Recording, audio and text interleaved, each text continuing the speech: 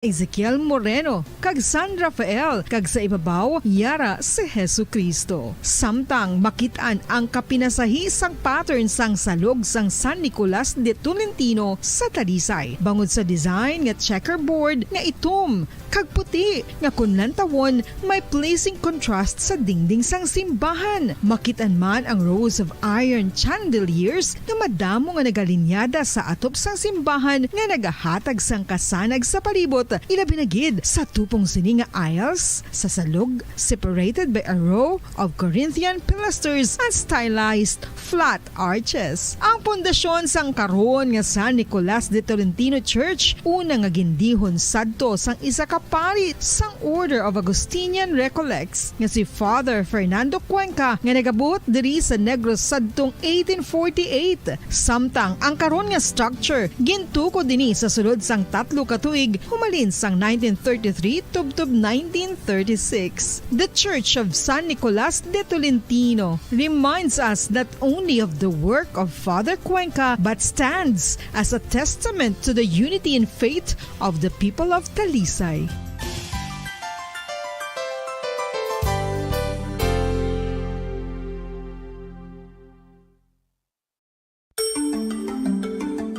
Matapos nga nagbalatian ang bugos sa kalibutan dulot sang coronavirus disease, isa naman sa karon kabalatian ang bulos sa ginakahadlukan worldwide, ang monkeypox. Ano ang ginatawag na monkeypox?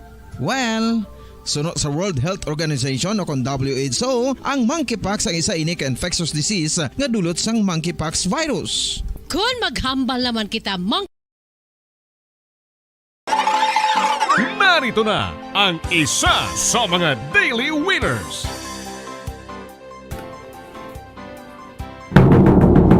Atensyon sa mga nagpadala sila interest ato sa Liwanto Panalo Part 21 po mo sa mga radyo. Aray naman ato sila katatlong winners sa mga adlaw, Disyembre 22. Congratulations!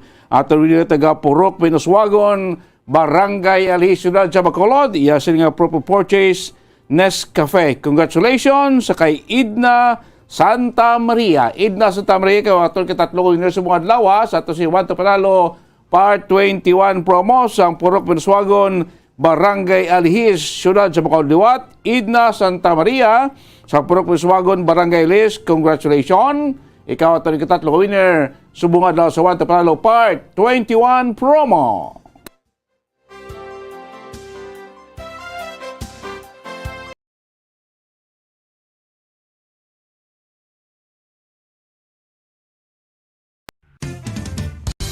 Ang fertilized duck egg ang ginakonsiderar nga delicacy hindi lang sa Pilipinas kundi amuman sa iban nga Southeast Asian countries kaangay sa Vietnam kag Cambodia kung sa diin ang pangalan sini ang nagikan sa Tagalog phrase nga balot sa puti o kon wrapped in white. Madamo sa aton ang mahuyugon og bakal sini sa mga dalanon apang ano bala ang makuha nga benepisyo gikan sa balot. Santo sa SF Gate, ang itlog nga balot ang apisar barato. Ini ang maayo nga source sa sang protein. Ini ang puno sang vitamin C kag beta-carotene. Nga parehas mabasko nga antioxidants nga makabulig sa pagtinlo sang free radicals gikan sa mga bloodstream. Kasubong man nagapabaskog sang immune system. Ang magpainit-init sa silaksang adlaw sa aga ang makadulot sa kayuhan sang aton ikaayong lawas. Sunod sa madugay na nga pagtuon sa mga researchers worldwide, kalakip na diri ang American Academic Medical Center nga Mayo Clinic. Ila na pamatudan nga ang sun o kung si Haring Adlaw amugid ang best source sang vitamin D. There's good reason why vitamin D is called the sunshine vitamin. Ang pamangkot, paano ang proseso sa pag-angkon sang aton lawas sang vitamin D? Well, ang process nagasugod sa tion nga exposed ang aton panit sa sunlight dili na kag mahimo ang vitamin D gikan sa cholesterol sa aton lawas. Ang ultraviolet o kon UVB rays nga yara sa silak sang adlaw magaigo ini sa cholesterol sa aton skin cells, providing the energy for vitamin D synthesis to occur. Magluwas sa baboy, baka kag manok, may isa ka karne nga sara nga mahimo alternatibo nga iserbe sa lamesa sa mga Pinoy kag ini ang rabbit meat o kon karne sang kuneho. Suno sa pagtuon, mas matinlo ini kag mas healthy kung ikumparar sa iban nga karne sang sapat. Ang rabbit meat ang sara nga lutuon sa pamaagi nga naanda na sang kadamaan, kaangay sang adobo, lumpia Shanghai kag lechon. Apang ano bala ang mga benepisyo sini sa ikaayong lawas? Ini ang mayara sang mataas nga porsyento sang easily digestible protein kag nagaunod sang jutay nga fat kung ikumparar sa iban nga sahi sang karne. Nagaunod man ini sang jutay nga calorie value sang sa iban kag almost cholesterol free ini. Gani makabig siya nga heart patient friendly. Mas jutay man ang sodium content sa rabbit meat, samtang mas madamo naman ang calcium kag phosphorus content sini.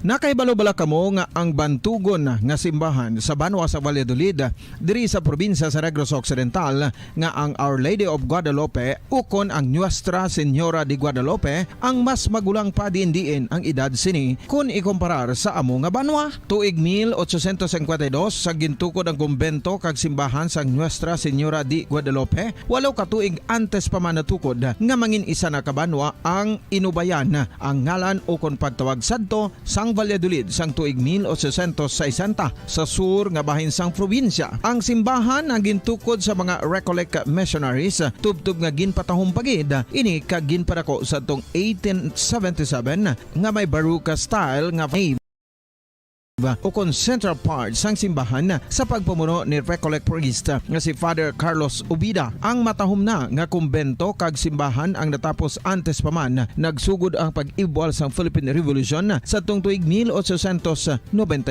Sa paglipas sang malawig nga tinuig, madamo naman nga mga renovations ang ginpadigayon sa sining nga simbahan tubtob nga natapos antes pa man mag-abot ang 20th century. Sadto ang isa sa nagapatahom sa Our Lady of Guadalupe Church amo ang tuman katupong sang tanan nga parte sang simbahan kag isa na diri ang original nga Doric columns kalkip na ang may design nga salog padulong sa matahom nga elevated nga altar. Ang dingding sang baroque style nga fasad sini nga simbahan human sa coral stones. Throughout all this, the Lady of Guadalupe Church has remained to be one of the most beautiful among all Negros churches.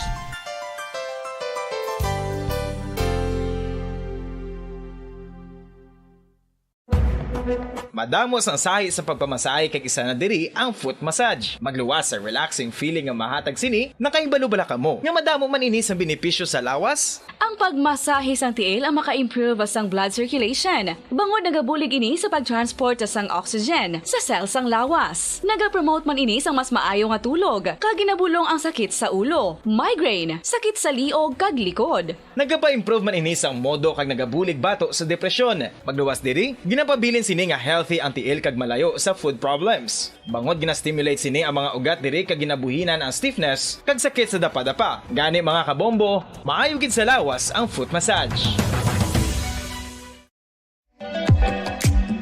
Mga kabombo, ilabilagid sa mga kababainhan. Kung ikaw magtulog, nagasuksok ka bala sang bra o kung wala. Madamo ang mababayi ang wala nagasuksok sang bra kung sila ang magtulog. Magluwas nga ini ang komportable para sa ila. Isa sa mga rason kung nga madamo ang wala nagasuksok sang bra kung magtulog, amo ang kahadlok nga makaangkon sang breast cancer. Kangawa nga hindi magdako kag mapunggan sini ang pagkupos sang dughan. Apang suli sa ginapatihan sang kadamaan, wala sang medical evidence nga nagapamatuod nga malain ang pagsuksok sang bra. Depende sa kadakuon sang dughan. Ang pagsuksok sang bra ang makalimit sang breast movement nga makabulig sa pagpamagan sang breast pain kag nagatuga pa sang mas komportable nga pagtulog. Bangod wala sang major benefits ang pagsuksok sang bra samtang nagakatulog, wala man ini sang major negative nga konsekwensya. Ang importante, matinlo kag masami ini nga ginalabhan agon nga malikawan ang mga skin issue tugas ang balhas kag bacteria.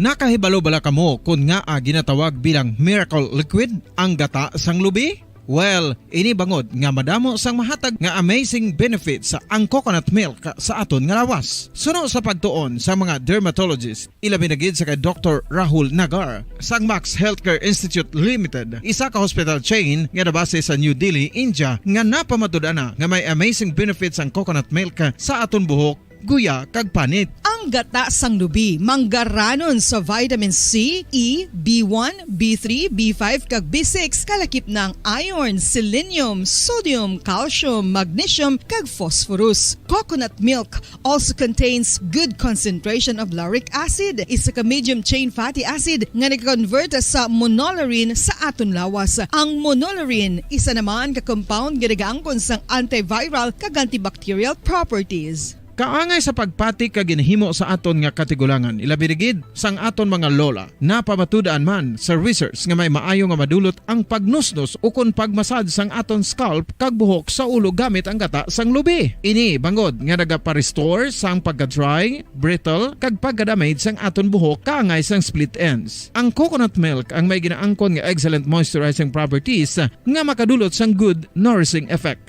Uy, makabulig man patubo sang buhok ang gata sang lubi bangod sa mga essential nutrients sa pag-angkon sang healthy, shiny hair. Ginpanugyan nga mag-apply sang homemade coconut milk sa aton buhok. I-gentle massage ini sa sulod sang 3 to 5 ka minutos kag padasunan sang pagbutang sang hot towel. Pagkatapos sang 20 minutos, shampoohan ini.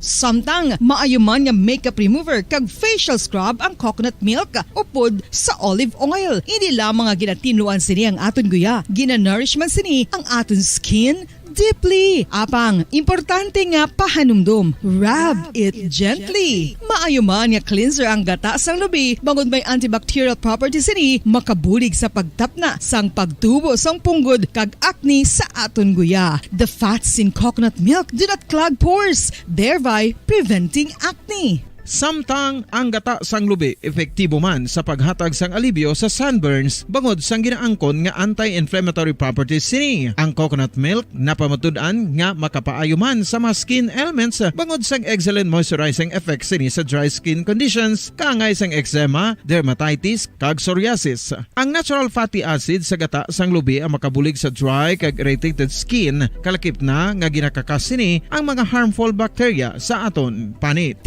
Ano pa ang ginahulat nyo? Maggamit na sang homemade nga coconut milk for it really works wonders. Ang alom ang normal nga makitaan sa panit sang isa ka tawo. Apang paano bala mabalaan ko ng isa ka alom cancerous? Ang normal nga alom ang nagaduag sang brown, tan o kon black spot sa panit. Posible ini nga flat kung nagabukol kag masami man ini nga bilog o kon oval. Mayara man sa mga alom nga yara na nga daan humalin sang ginbunag ng isa ka tawo, apang kalabanan sa mga ini ang nagatubo sa mga bata.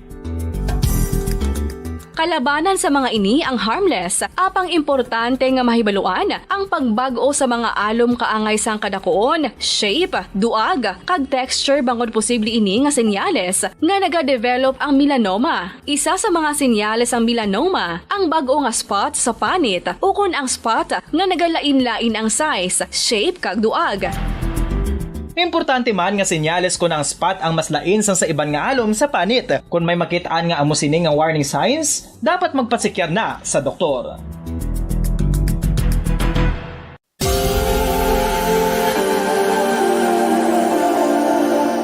Diri sa syudad sang Bacolod ang sentro sang pagsimba, ilabi na gid sa mga tumuluo sang simbahan Romano-Katoliko, amo ang San Sebastian Cathedral nga yara na hamtang sa downtown area sang syudad. Nakahibalo bala kamo nga ang ini nga simbahan ang pinakauna nga gintukod sang tong 1825 o kon 197 katuig nang nakaligad sang isa ka pari nga taga Barcelona, Spain, si Father Julian Gonzaga, nga amo gid ang nag-envision sang pagtukod sang simbahan. Si Fray Gonzaga amo ang nangin ikaduha nga nagpungko bilang parish priest sang isa ka village o kun minuro nga amo na karon ang capital nga Bacolod City.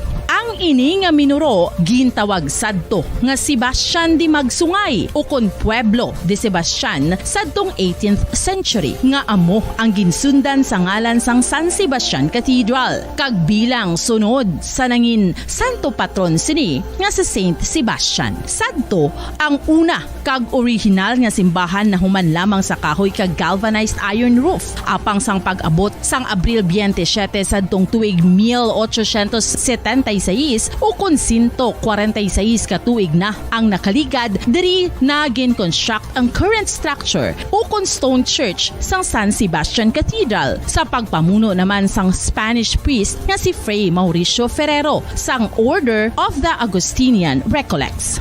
Si Bishop Mariano Cuartero sang Archdiocese sang Haro amo ang nag-consecrate sang simbahan sa bispera sang gabi sang kapiestahan ni Saint Sebastian sadtong January 19, 1882 tubtob 1885 sang gintukod naman ang duha ka mga tore sang lingganay sang cathedral. Ang makitan nga dako nga relo sa tunga sang San Sebastian Cathedral sa gwa nga bahin ang gindonar ni Don Luis de Luzuriaga nga nangin gobernador sadto sang Negros Occidental. The San Sebastian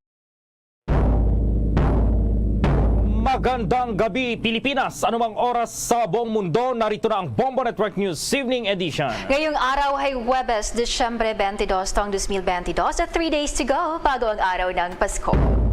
Sa ulo ng ating mga balita, ang Pangulong Ferdinand Bongbong Marcos Jr. may apela sa publiko at sa mga lokal na pamahalaan para maiwasan itong pagdami ng nagiging biktima ng paputok ang pagpapatupad ng paghihigpit laban pa rin sa illegal firecrackers.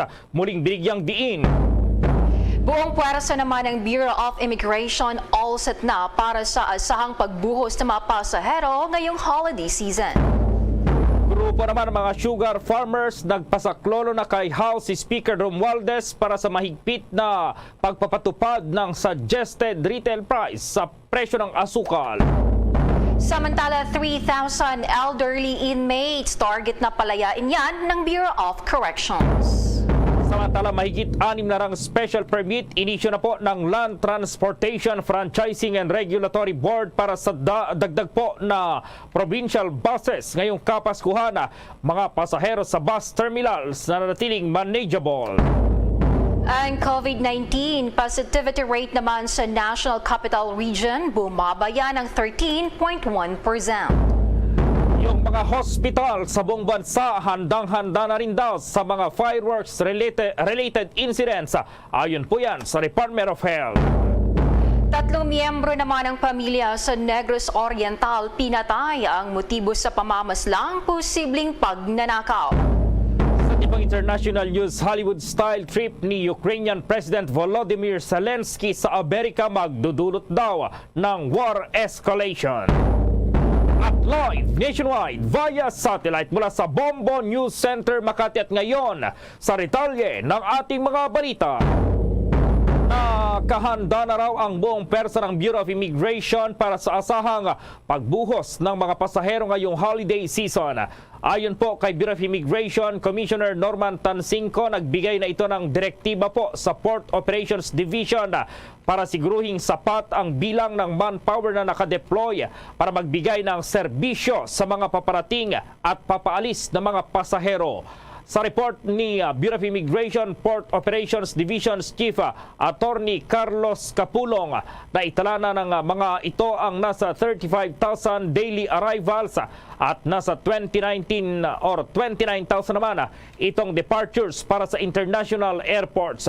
Ang pagtaas daw ng bilang ng mga travelers ay nangangahulugan na dumarami na rin itong mga turistang nanggagaling po sa iba't ibang bansa.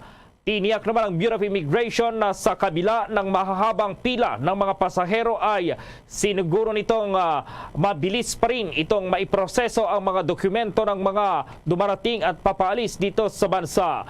Ang lahat naman daw ng mga counters ay merong personnel ng Bureau of Immigration na nagpoproseso sa mga pasahero at tumatagal lamang daw ng hanggang 45 segundo na siyang international standard.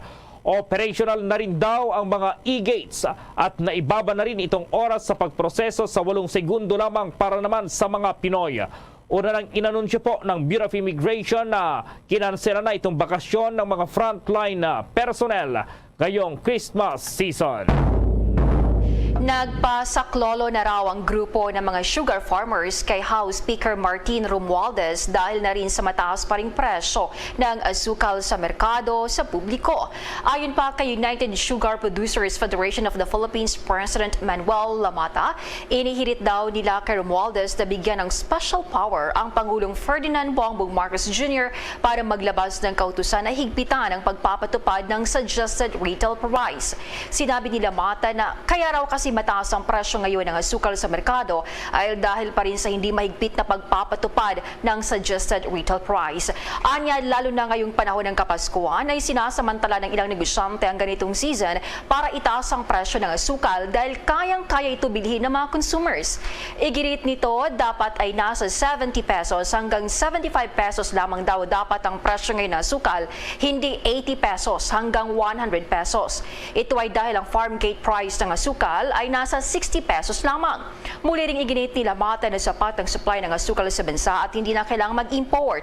Kasunod na rin ito ng direktiba ng Department of Agriculture na mag-angkat ng 64,050 metric tons ng refined sugar dahil sa mataas na inflation. At dahil na rin mataas na presyo ng asukal, ipinag-utos si Pangulong Ferdinand Bongbong Marcos Jr. sa Department of Agriculture na gumawa ng hakbang para mapanatili ang presyo ng asukal sa merkado. Pero para kay Lamata, posibleng hindi raw na-inform ng maayos ang Pangulong Marcos kaugnay rito at hindi aware sa tunay na sitwasyon sa ground. Ang Pangulong Marcos, todo na po yung panawagan dito pa rin sa mga local government units para maiwasan na yung mga biktima ng paputok ngayong papalapit na rin ang Kapaskuhan at ang bagong taon. May report si Bombo Dennis Jaminto. Maaga nang nanawagan si Pangulong Ferdinand Bongbong Marcos Jr. kaugnay doon sa issue ng paggamit ng paputok ngayong pagsalubong sa holiday season at lalo na yung pagsapit ng bagong taon. Ayon nga kay Pangulong Marcos, kinakailangan ng iba yung ngayong pag-iingat dahil karamihan sa mga kababayan natin ay dumaan sa matinding hirap nitong panahon ng COVID-19 pandemic at ngayon ay kung tatamaan pa ng o may isang miyembro ng pamilya na magiging may kapansanan bunsod ng paggamit ng paputok ay malaking dagok ang aabutin nila sa kanilang pamilya. Kaya naman, ang Pangulo ay may apila na sa mga local government units na sa kasalukuyan pa lang ay gawin na ang lahat ng kampanya para maiwasan yung pagdami na naman ng mga posibleng maputukan. Kaugnay niyan, ang Pangulo kabi-kabila naman mga isinasagawang aktibidad pero hindi nawawala sa kanyang panawagan na gawing ligtas ang pagsalubong sa bagong taon. Narito ang bahagi ng pahayag ni Pangulong Ferdinand Bongbong Marcos Jr. Alam naman natin kung minsan delikado yan, lalo ngayon at maglalabas sila ng mga paputok na hindi natin alam kung saan galing, kung maayos ang pagkagawa.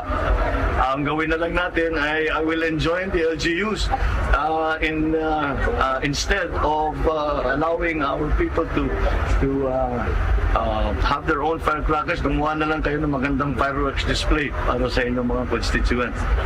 Kani-kanilang na lang sa mga local government.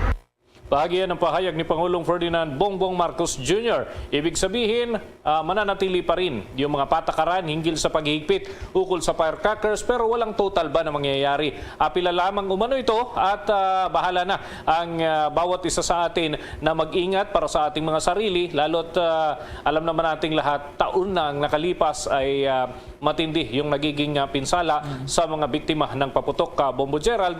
Pero yung Department of Health ay inaatasan pa rin na asikasuhin yung mga posibleng matamaan ng anumang klase ng fireworks na makakapinsala doon sa ilan sa mga kababayan natin sapagkat hindi naman masisisi yung mga nabibiktima ng paputok dahil kung minsan sila ay hinagisan lamang ng paputok kaya naman nadaanan lamang nila doon sa mga kalsada at may ibang hindi naging responsable sa kanilang mga ginagawa at nakadamay pa ng sibilyan. Bombo dyan. Oo, Bombo Dennis, taon taon-taon yan, walang palya yan na meron at meron talagang nabibiktima. So, doon na-lessen naman yata pagdating dito sa data ng Department of Health. So siguro mabuting yung panukala na sa isang lugar, meron na lang space or mayroong lugar kung saan isasagawa yung pailaw o fireworks display. Ano ba mo, Dennis? Tama yan. At maliban dun sa mga pailaw, fireworks display at iba pang aktibidad na related dito sa holiday season, pwede naman daw mas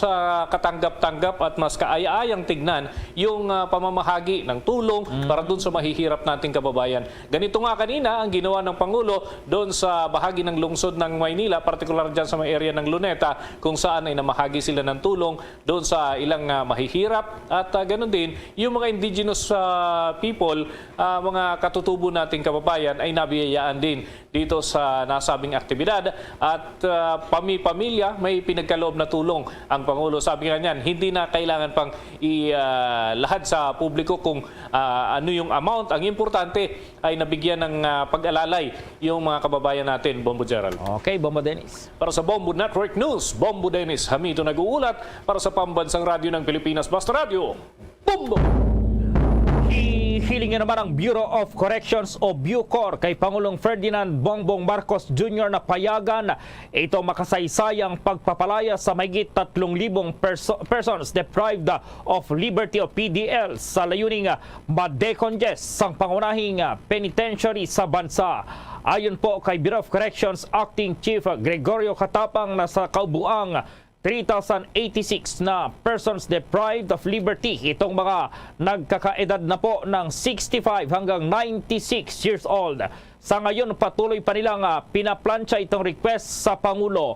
Malakian niya itong maitutulong nito sa sitwasyon ng Bureau of Corrections na pag-alaman na sa panahon ng Kapaskuhan na sa 1,000 hanggang 2,000 mga persons deprived of liberty ang nai-release sa kagawaran. Nitong buwan lang, ang pamahalaan ay nakapag-release ng mahigit 300 Bureau of Corrections inmates. Samantala, umabot na sa mahigit 10 million e-Philippine IDs ang naipamahagi ng Philippine Statistics Authority 2 buwan matapos itong ilunsad. Ang Philippine ID ay ang digital version niya ng Philippine Identification Card na maaring print o di kaya ma-download.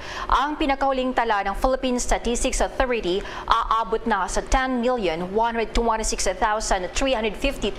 ang na-issue sa iba't ibang Philippine Identification System registration centers nationwide. Ayon naman kay Philippine Statistics Authority Undersecretary Dennis Mapa, may tuturing itong isang major milestone dahil mangangahulugan itong handa na mga Pilipino para yan sa digital identification. Kasunod nito, tiniyak naman ang kagawaran na lahat ng nag-register sa PhilSys ay makakatanggap pa rin ng Philippine ID card kahit kumuha na sila ng e-Philippine ID. Samantala po, mayroon ng mga pinayagang unit po ng bus. Pinayagan ng Land Transportation Franchising and Regulatory Board. Dagdag provincial buses ngayong Kapaskuhan. At may-report si Bombo Marlene Pajernos. Aabot sa mahigit 600 special permit ang inisyu ng Land Transportation Franchising and Regulatory Board para sa dagdag na provincial buses ngayong panahon ng Kapaskuhan. Sa gitna ito ng inaasahang pagdagsa ng mga pasahero sa mga bus terminal na mag-uwi sa kanilang mga probinsya para magdiwa ngayong Pasko. Ayon kay Land Transportation Franchising and Regulatory Board Technical Division Chief Joel Bolano, batay sa pinakahuling datos na kanilang nakalap, ay nakatanggap na ng special permit ang nasa 639 na mga provincial buses mula sa north at south areas ng Pilipinas. Ngunit nilinaw niya na bagamat hindi na anya sila naglalabas pa ng special permit sa salukuyan, ay handa naman daw silang agad na mag-issue nito sakaling kailanganin pa ng dagdag na mga bus sa bansa. Samantala, bukod dito ay iniulat din ng ahensya na sa ngayon ay nanatiling manageable o kontrolado pa rin ang dami ng mga pasahero sa lahat ng terminal sa Pilipinas. Ngunit kasabay nito ay umaasa pa rin ang mga kinaukulan na manatili ang ganitong sitwasyon hanggang sa mga susunod na araw. Kaugnay yan, narito pa ang bahagi ng pahayag ng Land Transportation Franchising and Regulatory Board Technical Division Chief Joel Bolano. Actually, nakapag-issue na po ang board ng special permit para po doon sa Christmas season natin para po ma-augment yung mga ruta na kung saan po ay may matataas po na mga pasahero. As of yesterday po, may na-issue na po tayo na 639 units na special permit para doon po sa papupunta po sa probinsya. Both north and south po ito. Well, actually, nagtapos na po tayo mag-issue. Pero pagdating po sa operation niya, like for example, may mga urgency talagang kailangan, mag-i-issue po ang LTFRB. Based doon sa mga tao natin na nakadeploy sa mga specific terminals na like for example yung ITX natin. So for manageable pa sa ngayon, yung ating mga buses saka yung mga pasahero.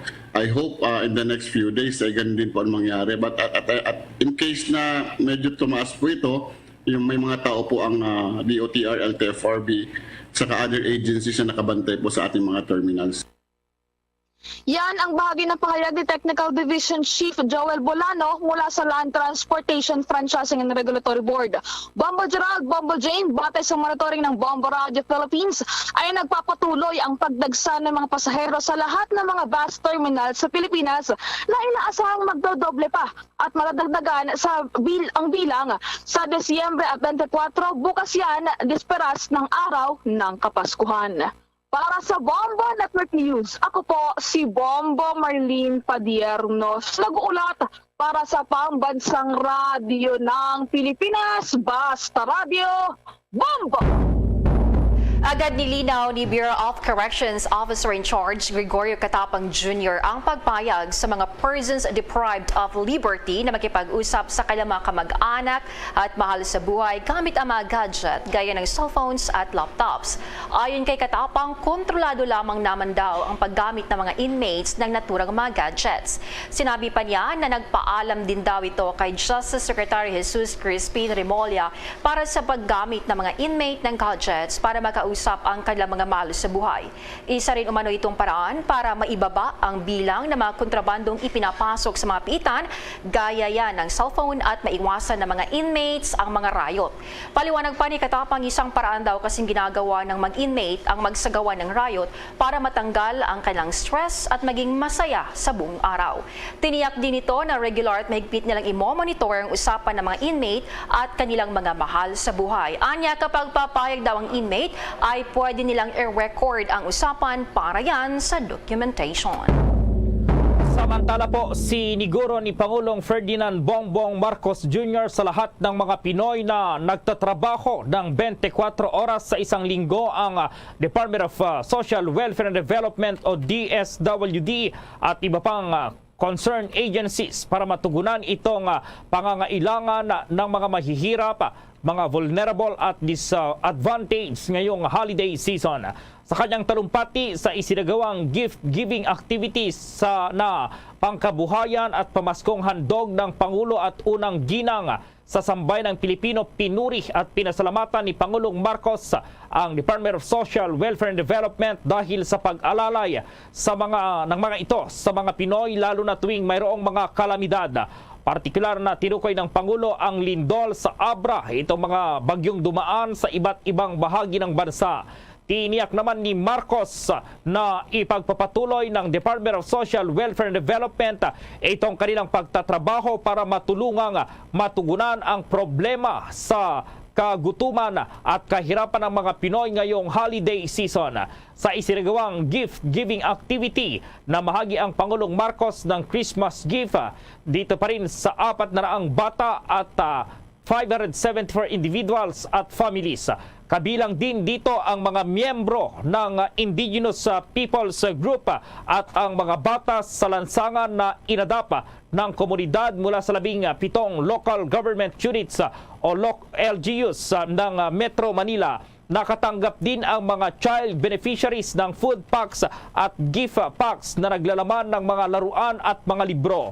Habang ang bawat adult beneficiaries ay nakatanggap naman ng 6 na kilong bigas, grocery items, hygiene kits at cash assistance na 10,000 pesos. Mula po yan sa assistance sa individuals in crisis situation. Ito po yung programa ng Department of Social and Welfare Development. Sa dagdag pang balita, ang Defense Department inatasan ang Armed Forces of the Philippines na palakasin ang puwersa sa bahagi ng West Philippine Sea. Ang Armed Forces of the Philippines naman itiniyak ang pagpapatuloy ng pagpapatrolya sa territorial waters. Alamin ang detalye sa report ni Bombo Annalise Soberano. Inatasan ng Department of National Defense ang Armed Forces of the Philippines sa paigtingin at palakasin pa ang kanilang presensya sa West Philippine Sea. Ito ay kasunod na rin ng mga namomonitor na aktibidad ng China malapit sa Pag-asa Island. Ayon kay Department of National Defense spokesperson Arsenio Andolong, anumang panghihimasok o reclamation activity sa West Philippine Sea, partikular sa Pag-asa Island na bahagi ng Philippine Sovereign Territory, ay isang malinaw na paglabag sa soberenya ng bansa. Sinabi pa ni Andolong na maaari ding makasira ng marine environment ang anumang illegal na aktibidad na ginagawa ng China sa nasabing lugar. Kasunod nito, umapela ang Department of National Defense sa China na sundin at irespeto ang rules-based international order at iwasang gumawa ng hakbang o anumang aktibidad na magre-resulta ng tensyon sa West Philippine Sea. Una nang tiniyak naman ng Armed Forces of the Philippines sa publiko sa kabila ng pambubuli ng China, hindi ito patitinag at kanilang ipagpapatuloy ang pagsasagawa ng patrolya sa territorial waters ng bansa. Una nang inihayag ni AFP spokesperson Colonel Miguel Aguilar na nakahanda ang pandatahang lakas ng Pilipinas na tuparin ang kanilang constitutional duty para protektahan at depensahan ang sovereignty at territorial integrity ng bansa sa pamamagitan ng pagsasagawa ng maritime patrols. Patay sa mga ulat, patuloy ang isinasagawang warming ng mga Chinese vessels malapit sa Pag-asa Island. Sa kabilang dako, binigyan din naman ni AFP Chief of Staff Lieutenant General Bartolome Bacaro na bukod sa pinalakas sa internal security operation, nakapokus din ang militar sa external security operation. Pakinggan natin ang pahayag ni AFP Chief of Staff Lieutenant General Bartolome Bacaro. Our external security operations ensure that our country and people are safe from pressure and aggression from outside. We know that this is the cornerstone of sovereignty. The aerial and surface patrols we have conducted this year, the air access denials we have issued to counter intrusion and aggression, and our efforts to establish littoral monitoring stations along more parts of our country attest to this. We also made strides in the modernization of our armed forces through the acquisition of capable and state-of-the-art ground, air, sea assets. These are all part of our efforts to contribute to the achievement of a credible defense posture for our country. We recognize our own capacity to defend our country and believe we can do this with utmost commitment. However, in an interconnected world where security threats transcend borders, building bridges instead of burning them is very. Ang pahayag ni AFP Chief of Staff Lieutenant General Bartolome Bacaro. Bombo Annalise Montaño Soberano nag-uulat para sa Pambansang Radyo ng Pilipinas. Basta Radio, Bombo!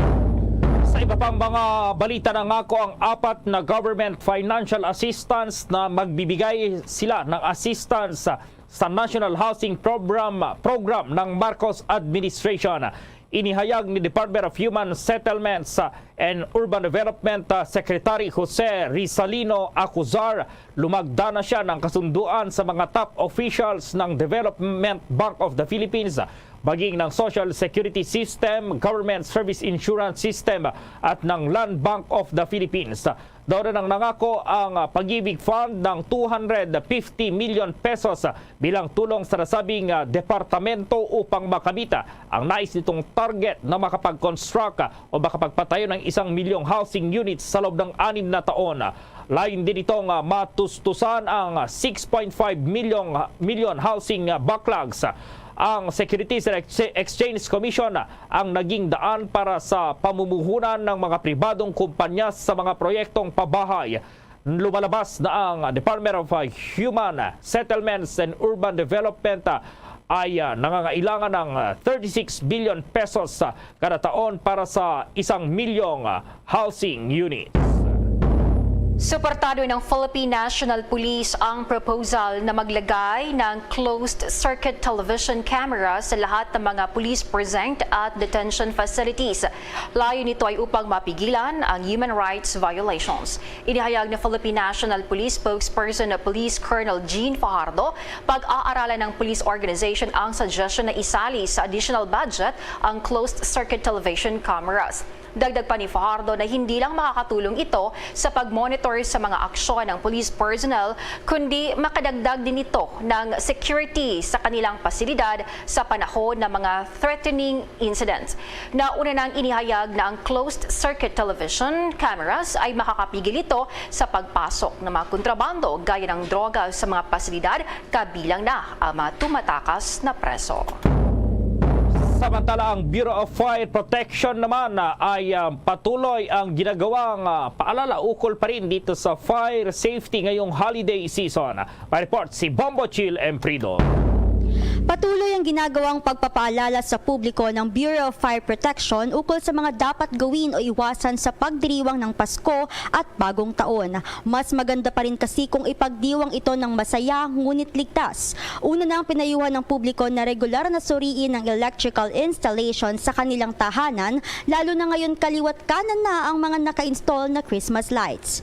Sa eksklusibong panayam ng Bombo Radio Philippines kay Senior Superintendent Crosby Gumowang, ang Fire Marshal ng District 1 sa Metro Manila, iwasan na raw umano ang paggamit ng substandard na pailaw at gumamit ng mga certified at subok sa kaligtasan. Pakinggan natin ang naging kanyang pahayag. Manila Fire District, usually yung routinary na ginagawa namin gaya nung posting sa social media, ay nag-iikot kami bahay-bahay. Recently, nag-launch kami ng GMC, Jose Marichan, na namibigay ng leaflet sa mga kanto, sa mga far-prone areas. Lahat ng far-prone areas at lahat ng mga squatters para paalala sa kanila na may mag-ingat sila sa sunog. At then, bukod noon, meron pa tayong mga posters na binigay. And yung fire truck visibilities and ambient visibilities. And on December 31, meron kaming yung simultaneous siren and bell ringing together at 6 o'clock in the morning together with the volunteer fire brigades in Manila and all fire trucks ng BFP at volunteer fire brigades. So far, sa ngayon, confirm mo ngayon, medyo bumaba tayo ng mga sunog. May mga months na almost the same yung data last year. Pero most of the time ngayon dito is konti lang siya. It means siguro okay na yung mas maganda yung ginagawa natin pagpapaalala sa mga mamamayan ng Manileños. At saka kasi karamihan sa mga sunog namin ngayon is purely post-fire. Halos sunod-sunod yung post-fire. Pero awa ng Diyos, may mga time na wala tayong sunog na like nakahapon, post-fire po lahat. So medyo malaki yung impact nung ginagawa natin. Yung mga fire, yung ginagawa natin pagpapalala sa mga Manileños at saka kaya kumunti yung mga sunog natin. Ang karamihan po is yung ang malaki po sa atin dito sa Manila is yung mga naiwan na electric facilities. Then isa po is yung cigarettes, mga negligence na. So far yun po yung yung pinakamataas natin. Mga kabombo at ka-Star Nation, hinimok rin ng ahensya na gumamit na lang ng alternatibong sound-making device sa halip na fireworks. Nakaalerto naman ng BFP sa buong Kapaskuhan at Bagong Taon kasama ang kanilang kagamitan sakaling magkaroon ng emergency. Para sa Bombo Network News, ito si Bombo Chill Emprido nag-uulat para sa Pambansang Radyo ng Pilipinas. Basta Radyo, Bombo! Mga kabombo at ka-Star Nation, babalik na sa face-to-face ang selebrasyon ng Dinagyang 2023. Isasagawa mula January 13 at ang highlight ay sa January 22, 2023. Ang Dinagyang 2023 ay hatid ng Iloilo City Government at Iloilo Festivals Foundation Incorporated. Ang live updates at coverages ay maririnig at makikita sa lahat ng himpilan at digital platforms ng Bombo Radio Philippines. Viva! Viva! Viva! Viva! Senyor Santo Niño! Basta Radio Bombo! This is Mayor Jerry Treñas of the City of Iloilo inviting you to witness and celebrate the face-to-face Dinagyang 2023. Viva Señor Santo Niño! Viva Señor Santo Niño! Viva Señor Santo Niño! Sa dagdag pang mga balita, nasa 57 million mga pasahero sa mga pantala ng forecast ng Philippine Ports Authority na posibleng umabot na passenger rate para sa buong 2022. Sinabi ni Philippine Ports Authority spokesperson Eunice Samonte, ang nabanggit na forecast ay higit sa kalahati ng bilang ng mga pasaherong naitala noong 2021 na nasa 22 million. Batay pa sa datos ng kagawaran as of November 30, nasa 52 million na ang kanilang naitalang pasahero sa iba't ibang pantalan. Dagdag pa ni Samonte na lumalabas din na nasa 50,000 mga pasahero kada araw ang kanilang daily average passenger rate. At sa inaasahang patuloy na pagdagsa ng mga pasahero sa iba't ibang pantalan ngayong holiday season, inihayag ni Samonte na tuloy-tuloy ang kailang kampanya para sa ligtas biyahe at patuloy ang kailang pakikipag-ugnayan sa mga ahensya ng pamahalaan, gaya yan ng Philippine Coast Guard, gayon din sa mga force multiplier upang masiguro ang kaligtasan ng mga biyahero. Samantala, nagpahayag naman ng suporta ang Commission on Human Rights o CHR sa mga natuklasan ni United Nations Special Rapporteur Mama Fatima Singhate tungkol pa rin sa pagbebenta ng at sexual exploitation ng mga bata sa Pilipinas. Partikular na binanggit po ng Commission on Human Rights ang rekomendasyon ni Singhate para sa bansa na magkaroon ng hiwalay na patakaran para sa pagtugon sa child trafficking at para sa pagtugon sa pagbebenta ng mga bata para sa sexual exploitation. Ginawa po ni Singhate ang mga natuklasan kasunod na rin ng kanyang pagbisita sa bansa mula Nobyembre 28 hanggang Disyembre 8 ngayong taon.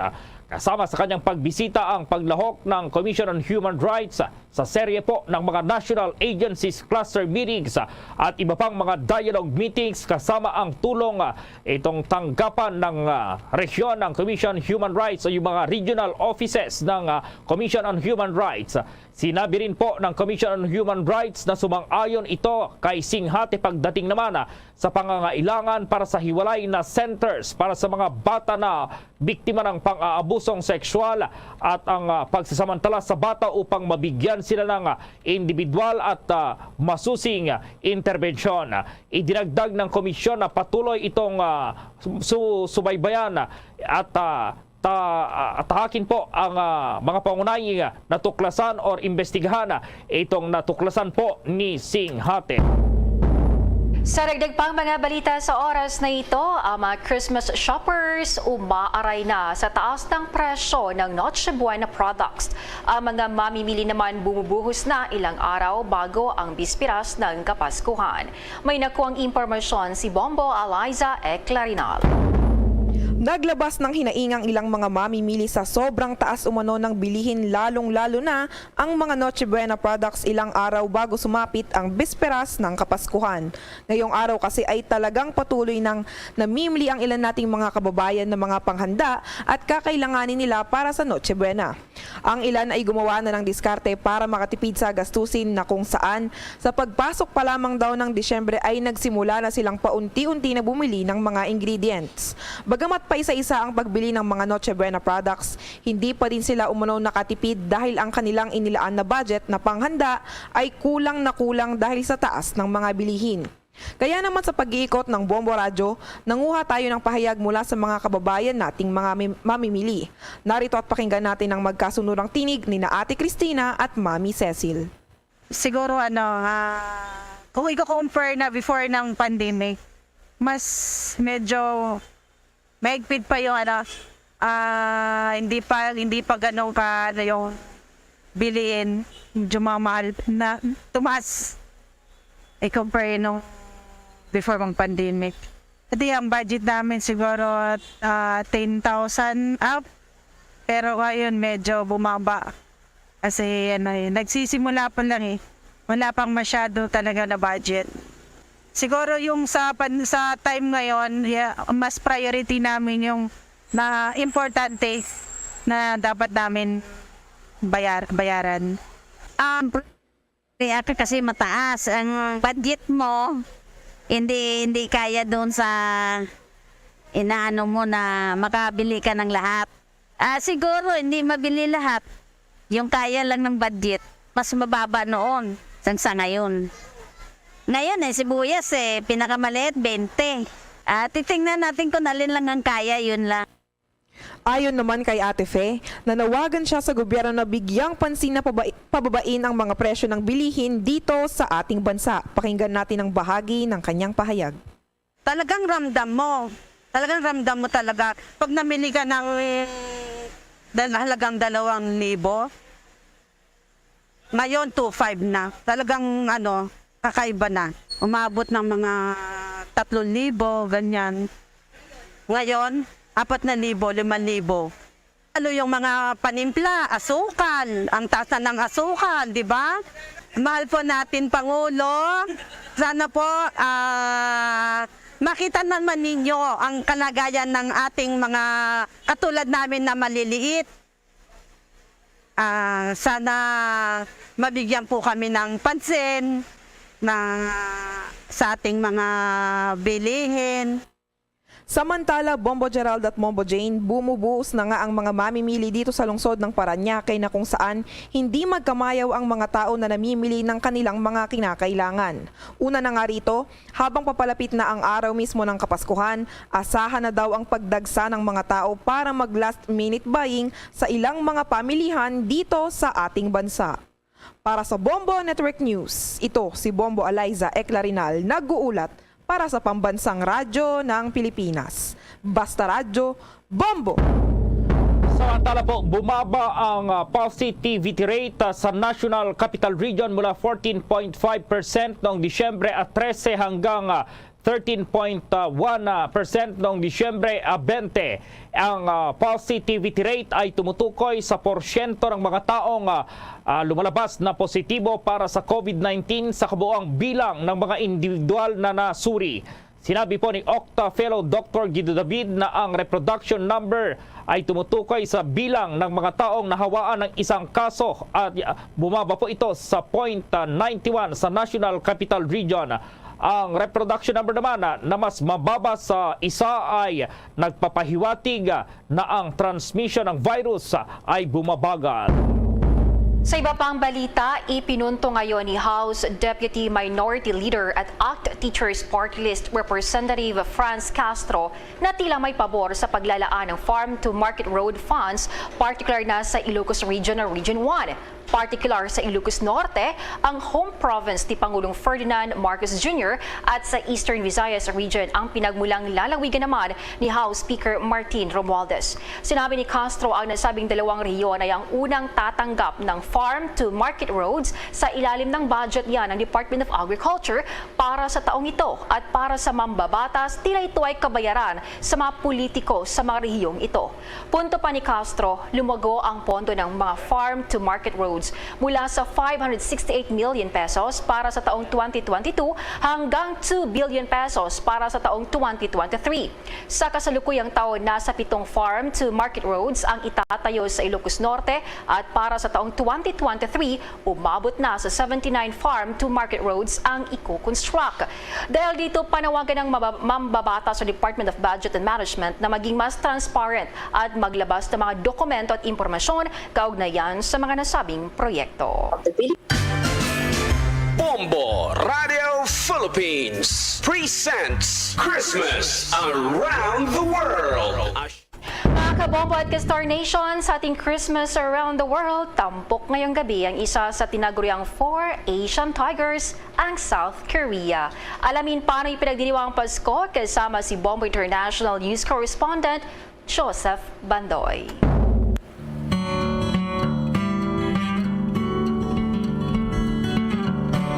Yorobun, anyong haseyo. Yan ang madalas na bungad na pagbati sa South Korea na matatagpuan sa East Asia. Hindi mapagkakaila kung bakit napakapopular ngayon ng bansang South Korea dahil sa maimpluwensya at mayamang pop culture nito, partikular na sa musika o tinatawag na K-pop. hanggang sa TV dramas o K-dramas. Isa sa binansagang 4 Asian Tigers o 4 Asian Dragons of the world ang South Korea dahil sa mataas na antas ng paglago ng kanilang ekonomiya. Kapag nababanggit din ng South Korea, kakambal na nito ang istriktong batas na mandatory military service ng lahat ng physically fit na kalalakihan sa bansa sa loob yan ng 2 taon para maprotektahan ang kanilang bansa mula sa banta ng karatig na nuclear armed country na North Korea. Kumpara sa ibang bansa sa Asia gaya ng China at Japan, ang Republic of Korea ang may mas maraming Kristiyano, kaya't malawakan pa rin na ipinagdiriwang ang Kapaskuhan. Mayorya ng populasyon sa South Korea ay walang relihiyon na nasa 56%, habang nasa 25% hanggang 30% naman ang Kristiyano at nasa 15% ang Buddhist. Ang Pasko sa South Korea ay itinuturing na official public holiday at big family affair ito kung saan karamihan sa mga empleyado ay naka-day off at ipinagdiriwang ang espesyal na okasyon na ito kasama ang kanilang mga pamilya at kaibigan. Masisilayan din ang nakakamanghang Christmas lights display sa capital city ng South Korea na Seoul. Gayon din, napapalamutian din ng mga Christmas lights ang tulay sa tanyag na Han River. Ikwinento din sa Bombo Radio ni Bombo International News Correspondent Joseph Bandoy na isang Doctors of Philosophy student na halos 6 na taon na rin sa South Korea at tubong Santa Cruz, Laguna dito sa Pilipinas. Ang kanyang naging karanasan at obserbasyon ng Pasko sa South Korea. So, mas na-observe ko yung Christmas with Filipinos kesa sa Koreans kasi honestly, mas masaya pa rin ang Pasko sa Pilipinas.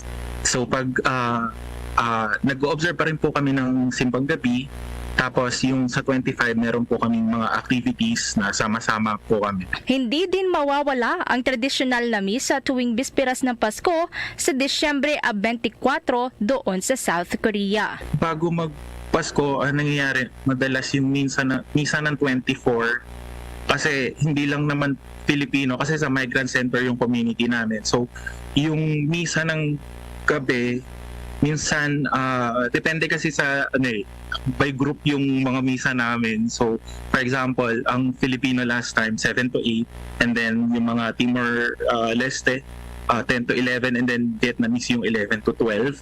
Pero after nung 24 ng gabi, yun na yung merong mga Filipino store na nagpapalaro. So pwede ka rin sumama sa Noche Buena. Invited naman halos lahat kasi tayo mga Pilipino ay kilala sa pag-iimbita. Tapos pagdating ng 25, pag kami sama-sama din yung community, hindi lang Filipino. Nakakaantig din naman ang paraan ng gift giving ng Filipino community doon sa South Korea dahil nag-oorganisa sila ng isang donation drive kung saan ang mga malilikom na pera ay ibibigay sa ating mga nangangailangang kababayan dito sa Pilipinas. Hindi po uso kasi yung may ninong na ganun pero ang ginagawa po namin, nagkakaroon kami ng mga charity events like nung 2 years or 3 years ago po nung active ako sa isang outreach program. So nagkaroon po kami ng donation drive. Tapos pagdating ng bago magpasko ay makakarating yung mga donations natin dyan sa Philippines. Ayun, nagkakaroon po kami ng mga donation drive, yun na po yung aginaldo namin. Pagdating naman sa handa tuwing Pasko sa South Korea, base sa obserbasyon ni Bombo International News Correspondent Joseph, madalas na dinadala ng Korean nationals kapag sila ay nagtitipon-tipon ay rice cake o ang tinatawag sa Korea na tteokbokki. Hindi din syempre nawawala ang classic dishes gaya ng bulgogi o ang marinated barbecued beef. Gayon din ang japchae o sweet potato noodles at kimchi. Ang pagbati naman ng Happy o Merry Christmas sa Korean ay Merry Christmas o kaya'y Songtanjuljal Boneo o kaya naman ang pagbati ng mga Kristiyano ng Happy o Merry Christmas ay Songtan Chokaheyo para ipagdiwang ang kapanganakan ni Jesus.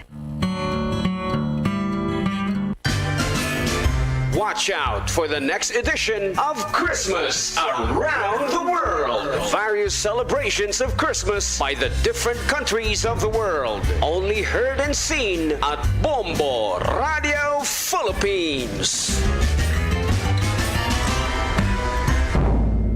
Naghahain naman ng petisyon ang Energy Regulatory Commission sa Court of Appeals para harangin po itong pagpapalabas ng Temporary Restraining Order o TRO na pabor sa isa pang power unit, itong San Miguel Corporation.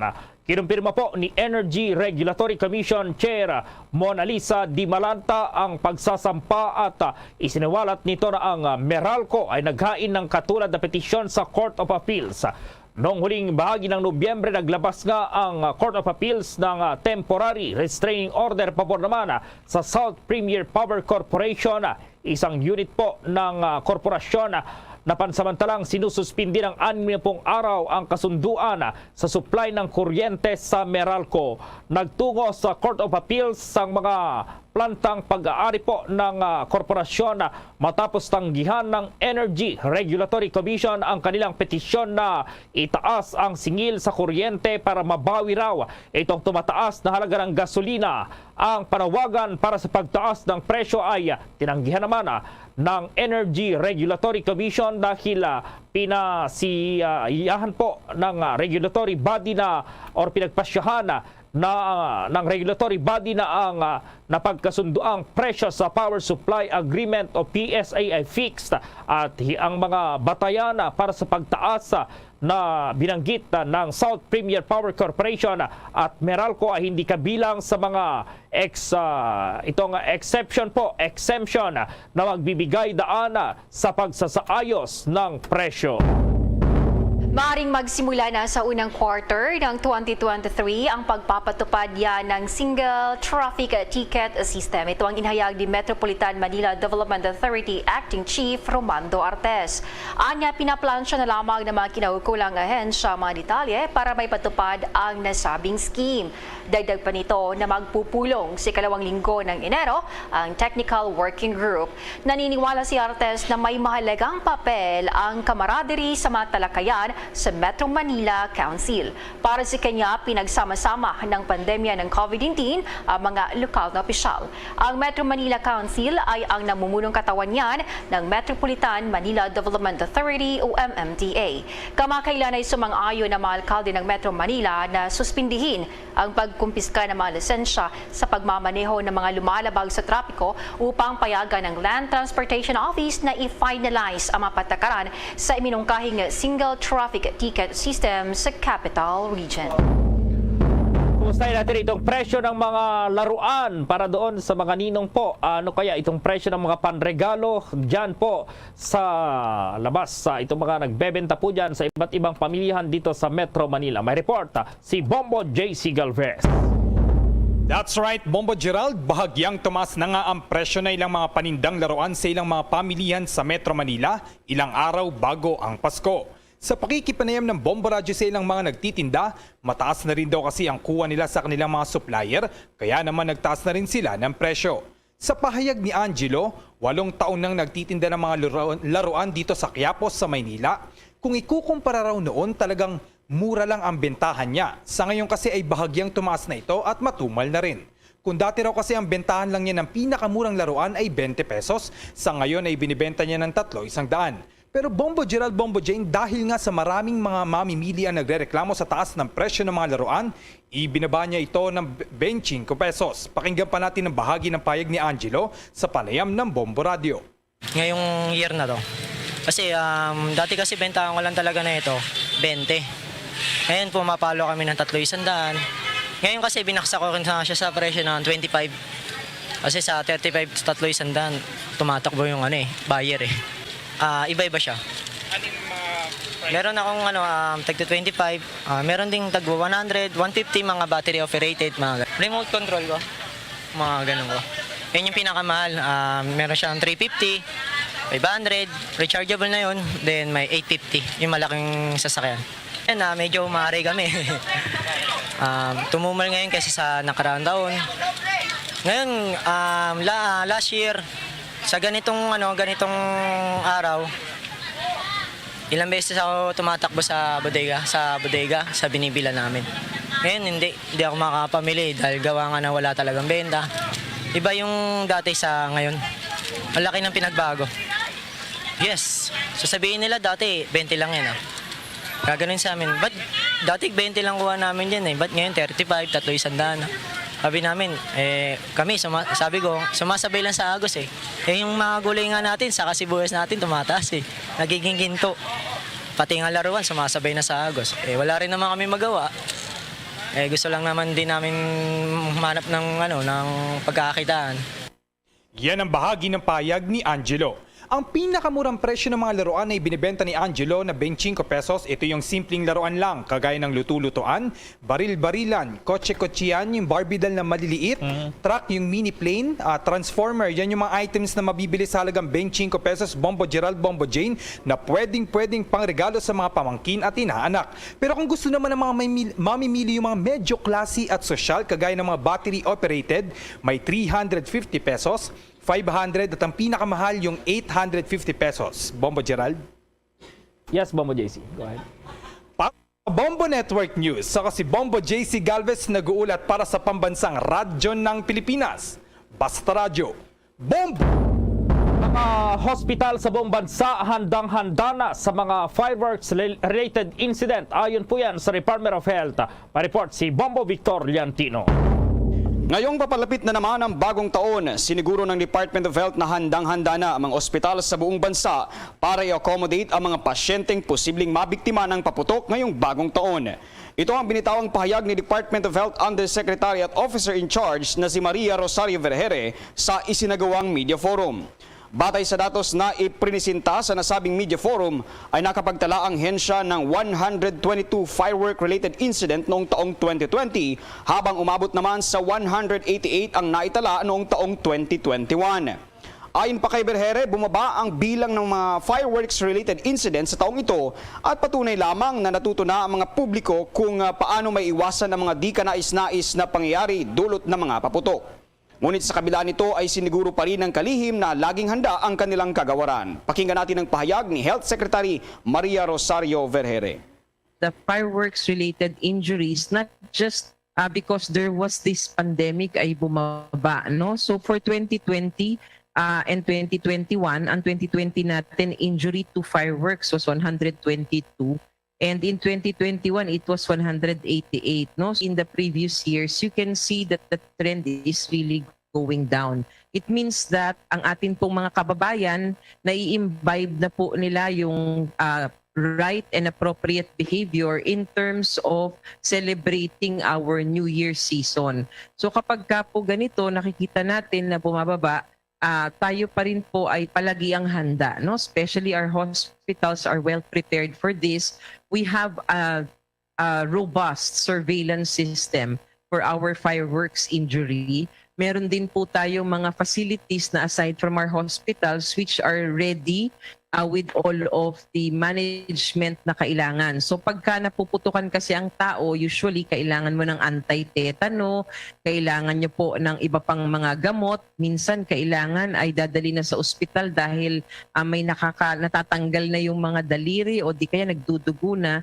So all of this, ang ating ospital are all well prepared. In fact, sa Friday, December 29, mag-iikot tayo sa mga ospital just to ensure, no, and to show people how well prepared our hospitals are for this. So tayo po ay handa na, nagpapalabas din tayo ng information campaign para sa mga alternative na pwede nating gawin aside dun sa paggamit ng paputok.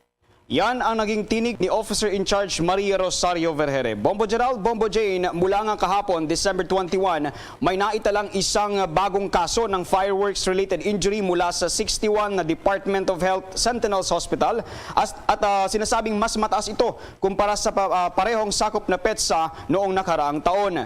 Samantala, pinaalalahanan rin ng kalihim ng kagawaran ng kalusugan ng publiko na maging maingat sa paggamit ng paputok. Hanggat maaari ay gumamit na lamang daw ng mga alternatibong pampaingay. At kung sakaling hindi nga maiiwasan at maputukan ay hugasan kaagad ito bilang paunang lunas at pumunta sa pinakamalapit na ospital. Para sa Bombo Network News, ito si Bombo Victor Liantino nag-uulat para sa Pambansang Radyo ng Pilipinas. Basta Radio, Bombo! Bombo Police Report. Tatlong miyembro ng pamilya sa Negros Oriental pinatay itong motibo sa pamamaslang, posibleng pagnanakaw raw. At mareport ng Star FM Cebu. Meron na ngayong 2 persons of interest ang Negros Oriental Police kaugnay sa insidente ng pagpatay sa mag-asawang senior citizen at isang anak ng mga ito sa Sitio Cambilo, Barangay Nahandig, Zamboanguita, Negros Oriental. Nakilala ang mga biktima na sina Pedro Catalonia, 70 anyos, Servana Catalonia, 65 anyos at kanilang 43 anyos na anak na si Marites Catalonia. Batay sa inisyal na investigasyon, natagpuan na lang ng isa pang anak na patay na ang kanyang mga magulang at kapatid sa loob ng kanilang bahay at pinaniniwala ang ninakawan dahil nawala ang pera at ilang gamit. Inihayag pa ni Negros Oriental Police Provincial Office Acting Director Police Colonel Reynaldo Lizardo, hindi pa nila pwedeng pangalanan ang mga persons of interest dahil nagkaroon pa sila ng process of elimination. Bumuo na rin umano sila ng team para tumulong sa investigasyon at naghahanap ng testigo kung ano ang nangyari o kung may mga nakaalitan ang mga ito bago ang insidente. Nangako naman si Lizardo sa pamilya ng mga pinatay na makamit ang hustisya at tiniyak nito na matatapos ang kanilang investigasyon sa linggong ito kapag nakakuha na sila ng sapat na konkretong ebidensya. Sa kasalukuyan, patuloy pa ang kanilang isinagawang investigasyon upang matukoy kung sino ang nasa likod nito at kung ano ang motibo ng pagpatay. Based doon sa observation sa crime scene, dito ay possible na robbery case na may kasamang multiple homicide dahil tatlong namatay. At inaalam namin kung yung ibang anggulo kung ito ay mayroong possibility na old grudge doon sa ikinakandak namin investigation. But then doon sa mga on hand na evidence at saka pwede namin gawin katulad ng request ng DNA, meron akong instruction sa mga investigating team. Mula Star FM Cebu para sa Bombo Network News, Star DJ Sophie Embry nagulat para sa pambansang radyo ng Pilipinas at #1 radio network in the country, Basta Radyo. Bombo! Pagsasapinal naman ng Department of Agriculture sa pag-angkat ng pataba para yan sa supply ng bigas sa Pilipinas, pinabulaanan. May pag-uulat ang Bombo Radio, Dagupan.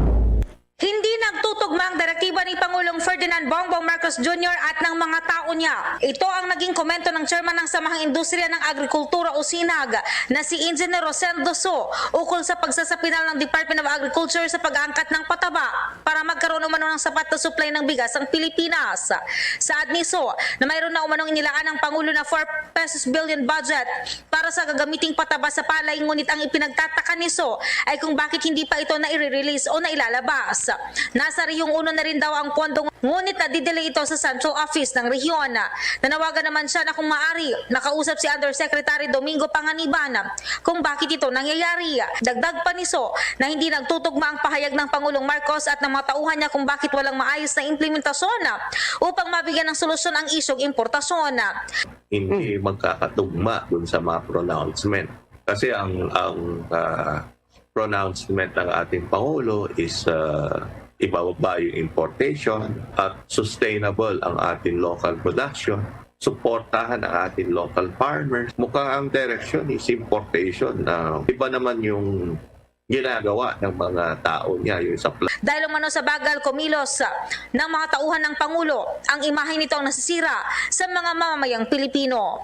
Para sa Bombo Network News, mula rito sa Bombo Radyo Dagupan, Bombo Justin Fontanilla Rosete nagulat para sa Pambansang Radyo ng Pilipinas, consistent #1 sa buong lalawigan ng Pangasinan, Basta Radyo. Bombo! Samantala si PNP Chief General Rodolfo Azurin Jr. personal na binigyan ng medalya itong sugatang magiting na 2 pulis sa Antique na nasugatan po matapos inambush ng New People's Army. Pa-reporta ang Bombo Radio Iloilo. Personal na binigyan ni Philippine National Police Chief General Rodolfo Azurin Jr.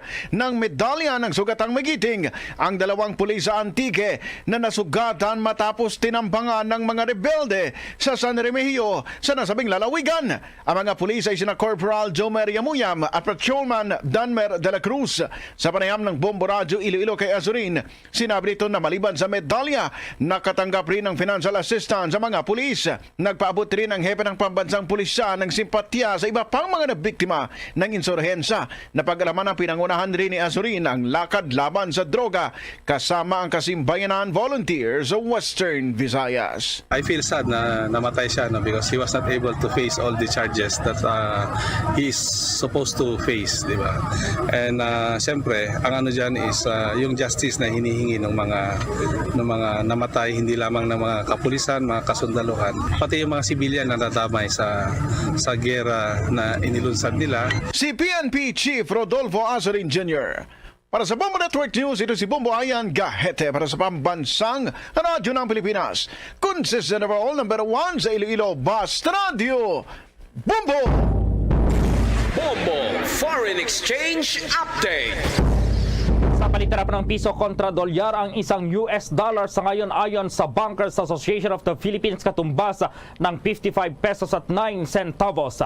Para naman sa ibang currencies ayon sa Bangko Sentral ng Pilipinas, ang isang Hong Kong dollar katumbas ng 7 pesos at 7 centavos, ang Singaporean dollar 40 pesos at 83 centavos, ang Saudi Arabian rial 14 pesos at 67 centavos at ang euro 58 pesos at 51 centavos. The Bombo Foreign Exchange Rate Update is brought to you by Queen City Development Bank. Samantala dahil sa kinarap ng buong mundo ang COVID-19 pandemic, narito ang Horacio Imperata. Merciful and compassionate Father, we confess our sins and we humbly come to you to find forgiveness and life. We come to you in our need to seek your protection against the COVID-19 virus that has disturbed and claimed many lives. We ask you now to look upon us with love and by your healing hand, dispel the fear of sickness and death, restore our hope, and strengthen our faith.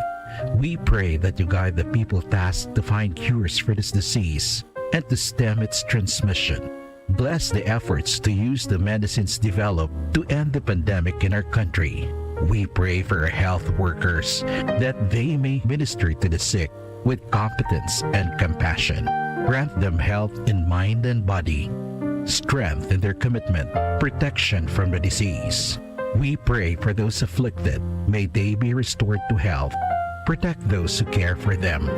Grant eternal rest to those who have died. Give us the grace in these trying times to work for the good of all and to help those in need. May our concern and compassion for each other see us through this crisis and lead us to conversion and holiness. Grant all these through our Lord Jesus Christ, your Son, who lives and reigns with you in the unity of the Holy Spirit, God, forever and ever.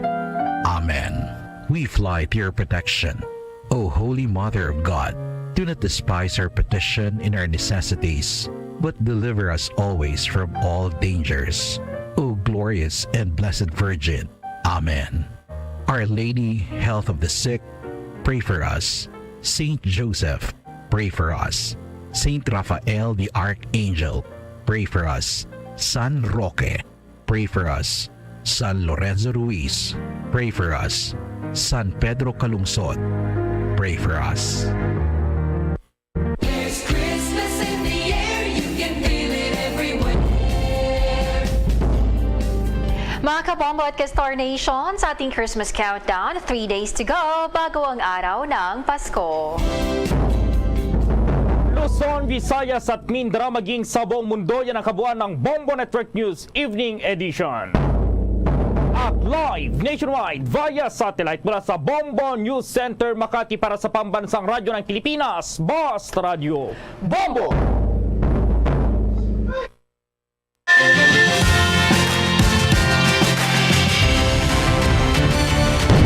Bombo kahit kanino sa atin nagbibigay saya. Kahit kaano ang maibigay, ang tulong mo na may tunay. Bombo kahit kanino nangangailangan ng